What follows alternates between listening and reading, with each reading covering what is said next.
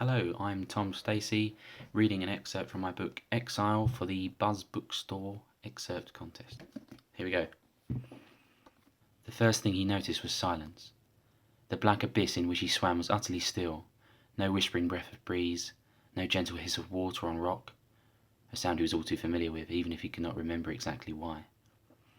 A dull thudding in his chest and the constant throbbing of his skull were the only things that let him know he was still alive, unless it was some cruel trick by the black god. But wait, did they have ravens in hell? There it was again, the harsh caw of one of the black god's birds, the fallen cousins of the songbird, painted in pitch by the unnamed to reflect their grim duty. His eyes seemed sealed shut, the lids gummed together by something sticky and unyielding, perhaps blood. Soon it did not matter, for a wash of pain hit him. What had been muted warmth in his thigh suddenly became a searing, white-hot agony that shot upwards into his side. Now he could feel the cold metal of the gorget around his neck. Now he could feel the bite of the buckles and cinches holding his armour to him. The weight of the steel seemed such a hindrance now, when surely hours before it had been the difference between life and death. He didn't even have the strength to wipe the obstructing fluid from his brow.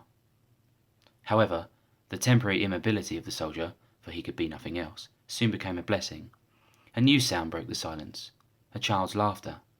Amongst the squabbling birds and the ripping of dead flesh from cold bodies, the shrill mirth of several young children could be heard, accompanied by the lower, warning tones of adult women. In any other place, the excited cries of the young would have been a cause for delight. Brief images of a giggling youngster ran through his mind, a chase through the servants' quarters, a tiny hand engulfed by his own. Abrupt, crushing pain chased these thoughts from his mind as a heavy figure knelt on his stomach, driving the rim of his breastplate into his upper groin. The stench of fish and piss swept over him. As any soldier experienced past his first battle knew, children on a battlefield usually meant only one thing: looters. After any large conflict, a field would be littered with the dead and the dying for days, perhaps weeks. As the ravens and the dogs gorged themselves on the brave, women and children would slink out from the neighbouring settlements to take what they could. It was the way of the world. If they had not fallen, these men would only have been pillaging and raping in the surrounding villages anyway. The soldier went limp, his instinct urging caution over resistance. Any sign of life would likely earn him a slim knife slipped through his eye and into his brain. "This'n's sure to be wealthy," a rasping voice rattling with phlegm and disease. "Just look at his fine plate." "Can't we go home soon, Ma? It'll be sundown, and I was hoping I'd get to see some soldiers before they all leave." "Psh, there'll be plenty of soldiers here for gandering." "Aye, but they're all rebels," he spat. "I want to see proper fighters." The venom in the boy's voice was startling. The soldier fought down panic. Did that make him a rebel? If he could afford expensive armour, then he must be important. Was he a rebel leader? "Shut your whining before I take your hide. There's plenty to see and we've got work to do." The soldier felt cool air on his right hand as his gauntlet was tugged off and tossed aside with a clatter. The left one soon followed. "Ah, look at that." She tugged his left arm across her lap, the coarse fabric of her apron tickling the fine hairs on the back of his hand. "Gimme the blade, boy." The soldier clenched his teeth and fought the urge to scream as he realised what was coming. He barely stifled a gasp as cold steel bit into his ring finger. "What a lovely gold band," grunted the fisherwoman as she bent to her task. "That'll fetch 2 gold pieces at least."